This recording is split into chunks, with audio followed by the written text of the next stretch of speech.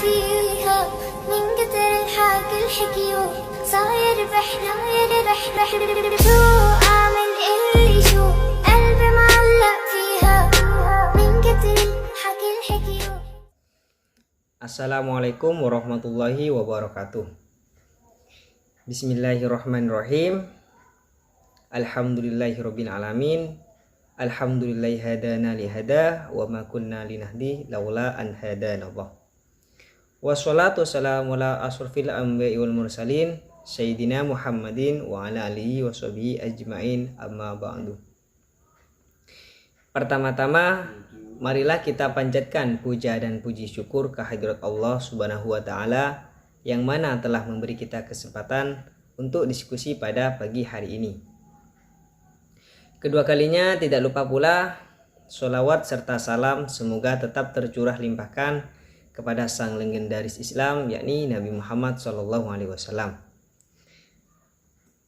Dan yang saya hormati dosen pengampu mata kuliah Ushul Fiqh Bapak Muhammad Khalid Wardi MHI. Dan yang saya hormati segenap teman-teman yang saya cinta dan sayangi. Baik, untuk menyingkatkan waktu, saya sebagai moderator akan memulai presentasi pada pagi hari ini. Yang pertama, pengertian Sat Az-Zariyah. Zariyah secara terminologi berarti jalan yang menuju kepada sesuatu.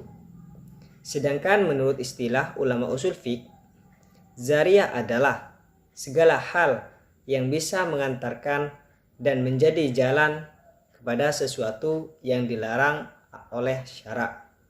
Oleh karenanya, jalan tersebut ditutup atau dicegah atau dihindari. Istilah zariyah dalam perkembangan ini terkadang dikemukakan dalam arti yang lebih umum, sehingga zariyah dapat didefinisikan sebagai segala hal yang bisa mengantarkan dan menjadi jalan kepada sesuatu baik berakibat mafsadat maupun maslahah. Sebagai gambaran, seorang hakim dilarang menerima hadiah dari para pihak yang sedang berperkara sebelum perkara tersebut diputuskan, karena dikhawatirkan akan membawa kepada ketidakadilan dalam menetapkan hukum mengenai kasus yang sedang ditangani.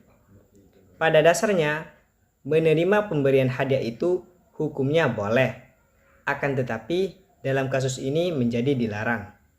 Sekian, terima kasih. Assalamualaikum warahmatullahi wabarakatuh. Saya akan melanjutkan pemaparan materi tentang Sat Az-Zariyah di poin B, yaitu pengelompokan Sat Az-Zariyah. Pengelompokan Sat Az-Zariyah dapat dikelompokkan dengan melihat pada beberapa segi. Segi yang pertama yaitu dengan memandang kepada akibat atau dampak yang ditimbulkan. Segi yang kedua yaitu dilihat dari segi tingkat kerusakan yang ditimbulkan. Segi yang pertama yaitu dengan memandang kepada akibat atau dampak yang ditimbulkan terbagi menjadi 4 jenis. Yang pertama yaitu zariyah yang memang pada dasarnya membawa kepada kerusakan. Contohnya seperti meminum minuman yang memabukkan. Meminum minuman yang memabukkan akan membawa kita pada kerusakan akal. Yang kedua yaitu zariyah yang ditentukan untuk sesuatu yang mubah namun ditujukan untuk perbuatan buruk yang merusak, baik disengaja maupun tidak disengaja. Contohnya seperti mencaci sembah agama lain. Mencaci sembah agama lain hukumnya mubah, namun karena cara tersebut juga dapat dijadikan perantara bagi agama lain untuk mencaci agama kita, sehingga hukumnya terlarang bagi yang melakukannya. Yang ketiga yaitu zariyah yang semula ditentukan untuk mubah, tidak ditujukan untuk kerusakan, namun biasanya sampai juga kepada kerusakan yang mana kerusakan tersebut lebih besar daripada kebaikannya. Contohnya seperti beriasnya seorang perempuan pada dalam masa iddah atau baru saja suaminya meninggal. Beriasnya seorang perempuan itu hukumnya boleh-boleh saja, akan tetapi jika dilakukannya berias itu justru pada baru saja suaminya meninggal atau pada dalam masa iddah, itu keadaannya menjadi lain. Yang keempat yaitu zariyah yang ditentukan untuk sesuatu yang mubah namun terkadang membawa kepada kerusakan yang mana kerusakan tersebut lebih kecil daripada kebaikannya. Contohnya seperti melihat wajah seorang perempuan saat dipinang. Segi yang kedua yaitu dilihat dari segi tingkat kerusakan yang ditimbulkan, dan itu juga terbagi menjadi 4 jenis. Yang pertama yaitu zari'ah yang membawa kepada kerusakan secara pasti. Artinya, apabila zari'ah itu tidak dihindarkan, maka akan menyebabkan kerusakan. Contohnya seperti menggali lubang di tanah sendiri, tapi di dekat pintu rumah seorang pada saat waktu gelap. Dan setiap orang yang keluar dari rumah tersebut pasti akan jatuh ke dalam lubang tersebut. Menggali lubang sebenarnya hukumnya boleh-boleh saja. Akan tetapi, jika dilakukan penggalian dalam kondisi seperti itu, maka akan menyebabkan kerusakan. Yang kedua yaitu zari'ah yang membawa kepada kerusakan menurut biasanya. Artinya, apabila zari'ah itu dilakukan, kemungkinan besar akan menimbulkan kerusakan atau dilakukannya perbuatan yang dilarang. Contohnya seperti menjual pisau kepada penjahat yang sedang mencari musuhnya. Menjual pisau sebenarnya hukumnya boleh-boleh saja. Akan tetapi, jika dijual kepada penjahat yang sedang mencari musuhnya, kemungkinan besar pisau tersebut digunakan untuk membunuh atau menyakiti orang lain. Yang ketiga yaitu zari'ah yang membawa kepada perbuatan terlarang menurut kebanyakannya. Artinya, apabila zari'ah itu tidak dihindarkan, seringkali sudah itu akan menimbulkan kerusakan atau berlangsungnya perbuatan yang terlarang. Contohnya seperti jual beli kredit. Memang tidak selalu jual beli kredit itu membawa kepada riba. Namun, dalam praktiknya sering dijadikan sarana untuk riba. Yang terakhir yaitu zari'ah yang jarang sekali membawa kepada kerusakan atau perbuatan yang terlarang. Artinya, apabila zari'ah atau perbuatan itu dilakukan, belum tentu akan menimbulkan kerusakan. Contohnya seperti menggali lubang yang jarang dilewati orang. Menurut biasanya, tidak ada orang yang lewat dan terjatuh dalam lubang tersebut. Namun, tidak tertutup kemungkinan ada orang yang tersesat atau nyasar ke tempat tersebut, kemudian jatuh ke dalam lubang tersebut. Sekian dari saya. Assalamualaikum warahmatullahi wabarakatuh. C. Pandangan para ulama tentang syad az-zari'ah. Tidak semuanya para ulama itu sepakat dengan adanya syad az-zari'ah. Secara umum, pandangan para ulama tentang syad az-zari'ah itu bisa dikelompokkan menjadi 3 bagian, 3 kelompok, yaitu 1. Yang menerima sepenuhnya, yang kedua yang tidak menerima sepenuhnya, dan yang ketiga itu yang menolak sepenuhnya. Dan yang pada kelompok pertama yang menerima sepenuhnya yaitu mazhab Maliki dan mazhab Hambali. Para ulama di kalangan mereka mengembangkan metode ini di dalam berbagai pengembangan fikih dan usul fikih mereka sendiri, sehingga bisa diterapkan sebagai lebih luas. Dan yang kedua, kelompok yang tidak menerima sepenuhnya adalah mazhab Hanafi dan mazhab Syafi'i.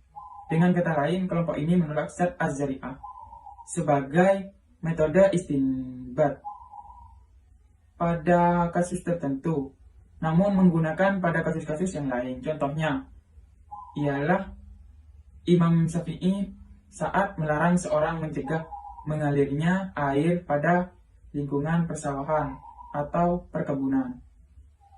Dan kelompok yang ketiga yang menolak sepenuhnya adalah mazhab Zahiri. Bagi mereka konsep syad az-zari'ah yaitu semata-mata produk akal dan tidak berdasarkan nas secara langsung.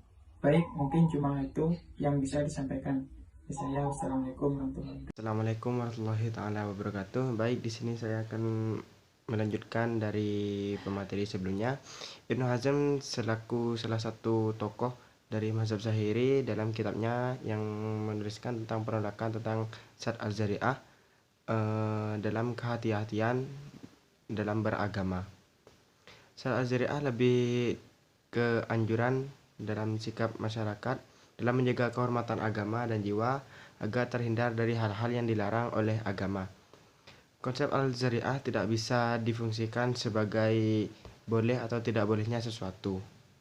Pelarangan atau pembolehan hanya bisa ditetapkan oleh nas atau ijma. Sesuatu yang telah jelas diharamkan oleh nas atau ijma tidak bisa berubah dihalalkan kecuali dengan ada kejelasan dari nas lain atau ijma. Hukum harus ditetapkan berdasarkan kejelasan dari nas atau ijma. Hukum tidak boleh ditetapkan oleh dugaan semata. Adapun tentang mazhab Zahiri yang menolak mentah-mentah tentang syad az-zari'ah, hal itu karena mereka memang berpegang teguh pada kitabullah dan sunnah. Dengan kata lain, semua perbuatan itu harus didasarkan oleh zahir al-nas dan zahir al-fi'li. Dengan demikian, timbul kesan upaya mengharamkan sesuatu yang jelas-jelas telah dihalalkan seperti yang dituding oleh mazhab Zahiri. Namun agar tidak disalahpahami, pengharaman itu terjadi karena adanya faktor eksternal. Jadi, suatu perbuatan yang halal ketika ada faktor eksternalnya itu akan berubah menjadi halal. Sebaiknya jika faktor eksternal itu tidak ada, maka perbuatan itu tetap halal. Sekian, terima kasih. Wassalamualaikum warahmatullahi wabarakatuh.